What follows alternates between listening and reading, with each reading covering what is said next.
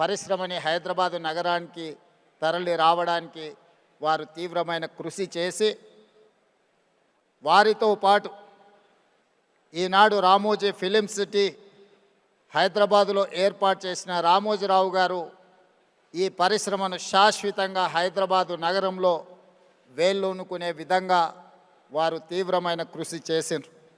వారితో పాటు కార్మికుల కోసం పనిచేసిన సినీ పరిశ్రమ ప్రముఖులను కూడా ఈరోజు మనం గుర్తు పెట్టుకోవాల్సిన అవసరం ఉన్నది. ప్రభాకర్ రెడ్డి గారు, దాసరి నారాయణరావు గారు కార్మికుల కోసం, ప్రభాకర్ రెడ్డి గారు తన సొంత స్థలాన్ని సినీ కార్మికుల కోసం ఇల్లు కట్టుకోవడానికి వారు దానం చేసి కార్మికుల పక్షాన కార్మిక బంధువుగా ప్రభాకర్ రెడ్డి గారు నిలబడడం జరిగింది. సినీ పరిశ్రమలో ఏ సమస్య వచ్చినా, ఏ సంక్షోభం వచ్చినా సినీ పరిశ్రమ పెద్దగా దాసరి నారాయణరావు గారు ఆ సమస్యల్ని పరిష్కరించి శాశ్వతంగా సినిమాను హైదరాబాదు నగరంలో రాణించడానికి, తెలంగాణ రాష్ట్రం సినీ పరిశ్రమకు గుర్తింపు తేవడానికి వారు తీవ్రమైన కృషి చేసినారు. వారిని కూడా ఈ సందర్భంగా మనం గుర్తు చేసుకోవాల్సిన అవసరం ఉంది. అదేవిధంగా మిత్రులారా, కమల్ హాసన్ గారు ఒక మాట చెప్పిండ్రు. ఈరోజు హిందీ, తమిళ్, కన్నడ, మలయాళం లేదా తెలుగు అనేది కాకుండా ఈరోజు పాన్ ఇండియన్ మూవీస్ని ఒక గ్లోబల్ హబ్గా హైదరాబాదు తీర్చిదిద్దడానికి ప్రయత్నం చేస్తున్నది. ఇండియన్ సినీ పరిశ్రమ అంటే ఒకే గొడుగు కిందకి రావాల్సిన, ఒకే నగరంలో నుంచి ప్రపంచానికే గొప్ప సినిమాలను అందించాల్సిన అవసరం ఉన్నది.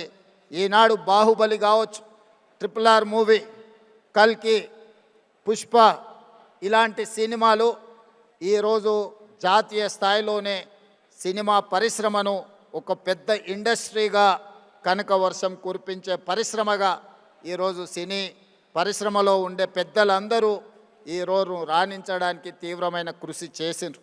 అందుకే ఈరోజు మేము తెలంగాణ రాష్ట్ర ప్రభుత్వం తరఫున సినిమా పరిశ్రమను, ఐటీ ఇండస్ట్రీ, ఫార్మా ఇండస్ట్రీని ఏ విధంగా గుర్తించినమో సినిమా ఇండస్ట్రీని కూడా అదే విధంగా గుర్తించి ఈరోజు ఆ సినిమా పరిశ్రమని ప్రోత్సహించాలి అని రాష్ట్ర ప్రభుత్వం నిర్ణయం తీసుకున్నది. కాబట్టి ఆగిపోయిన నంది అవార్డ్స్ కార్యక్రమాన్ని గద్దర్ గారి పేరు మీద పోయిన సంవత్సరం 10 సంవత్సరాల నుంచి వాయిదా పడుతున్న పరిశ్రమని తిరిగి గద్దర్ అవార్డ్స్ పేరు మీద కార్యక్రమాన్ని ప్రారంభించినాం. ఈసారి 2వ సంవత్సరం ఈ కార్యక్రమాలను మనం ముందుకు తీసుకెళ్తున్నాం.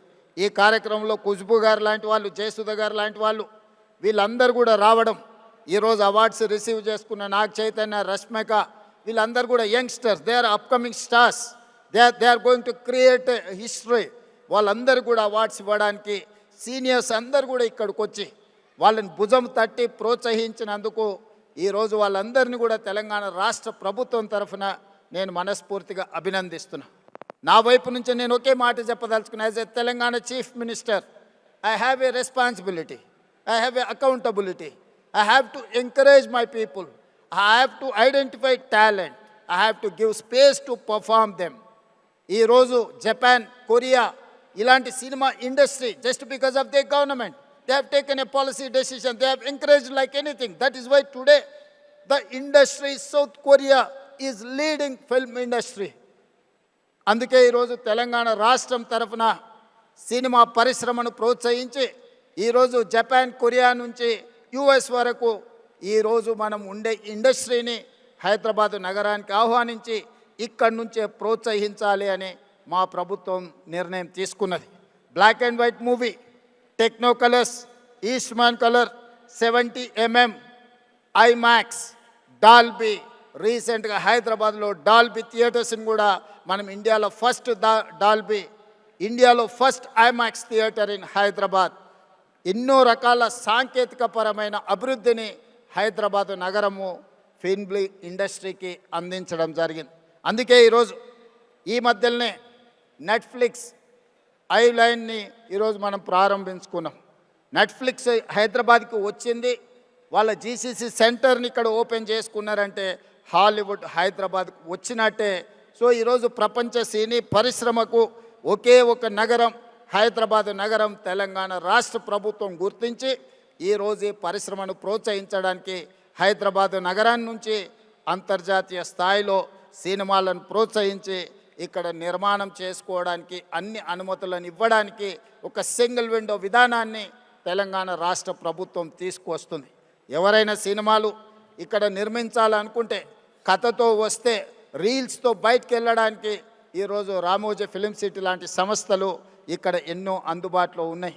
రాష్ట్ర ప్రభుత్వం నుంచి కావలసిన అనుమతులను సింగిల్ విండో ద్వారానే ఇవ్వడానికి ఈరోజు మా ఉప ముఖ్యమంత్రి వర్యులు బట్టి విక్రమార్క గారికి నేను సూచన చేస్తున్నా.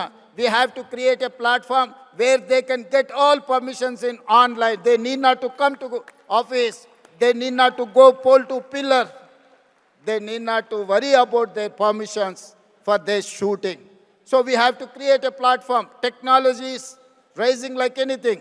AI is impacting on our lives. So we have to use every platform to give permissions to encourage film industry. So that is why my ambition is Hyderabad has to in global. Hyderabad is the global destiny of film industry. We have to promote our city. అందుకే ఈరోజు cinema పరిశ్రమను ప్రోత్సహించడమే కాకుండా Telangana Gaddar film అవార్డ్స్ని Gaddar గారి పేరు పెట్టడానికి ఒక కారణం ఉన్నది. గద్దర్ ప్రజా యుద్ధ నౌక. గద్దర్ అనే పదం కొన్ని లక్షల కోట్ల మందిని ప్రభావితం చేసి సామాజిక రుగ్మతల మీద యుద్ధం చేయడానికి ప్రోత్సహించిన గొప్ప గలం గద్దర్. గద్దర్ గలం అంటే తెలియని వాళ్ళు ఈ దేశంలో లేరు. గద్దర్ని మొట్టమొదటిసారి తెర మీద చూపించింది నాకు తెలిసినంత వరకు రంగుల కళలో నరసింహరావు గారు ఇక్కడనే ఉన్నారు. బండి వెనుక బండి కట్టి 16 బండ్లు కట్టి ఆ పాటను ఆ రోజు గద్దర్ చేత చేయించిన నిర్మాత గారు కూడా ఈరోజు ఇక్కడ ఉన్నారు. కళాకారులకు ఒక గొప్ప చరిత్ర ఉన్నది. నిజాం సర్కార్కు వ్యతిరేకంగా పోరాటం చేసినప్పుడు బండి యాదగిరి రాసిన బండి వెనుక బండి కట్టి ఏ బండ్లో పోతావు నిజాం సర్కారోడ్ అనే పాట నిజాం ప్రభువుల నుంచి విముక్తి కలిగించిన సాయుధ రైతాంగ పోరాటాన్ని ఒక కళాకారుడు ఒక కవి స్ఫూర్తినిస్తే ఒక సామ్రాజ్యాన్ని ఒక చక్రవర్తిని ఓడించి పేదలు ప్రజాస్వామ్యాన్ని సాధించుకున్నారు.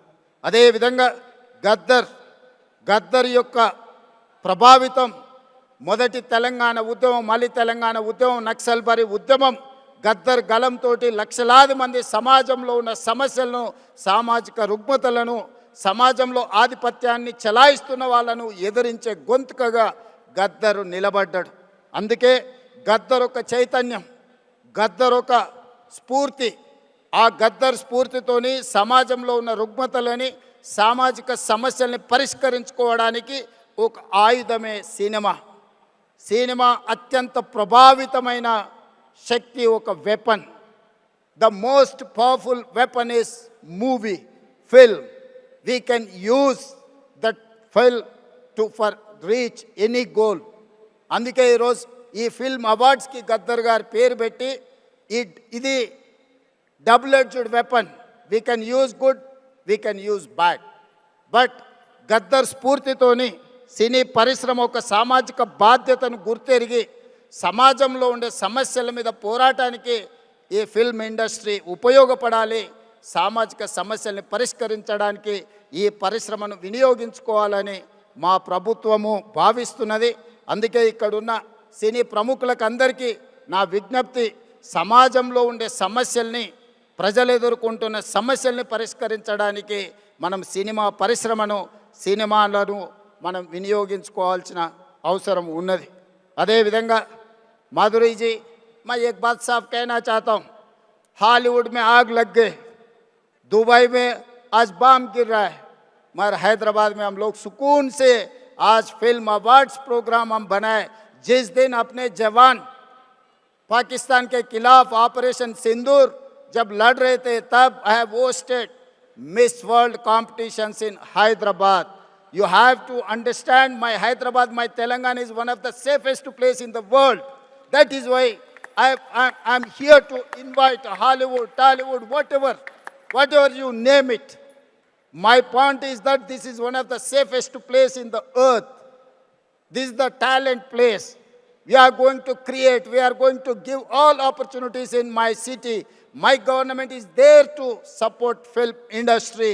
I'm seeing as I can visualize my Hyderabad is going to host Hollywood. When I have inaugurated Netflix Island, then I have got confidence my Hyderabad is going to host Hollywood movies. Please come, join. Don't go to Hollywood.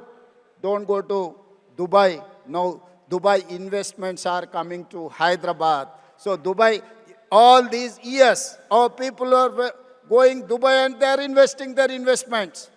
But today, the situation is taken in other turn. Dubai people are coming to here to invest. I am going to give you assurance for your investment. Your investment is safe. Your investment is going to get profit.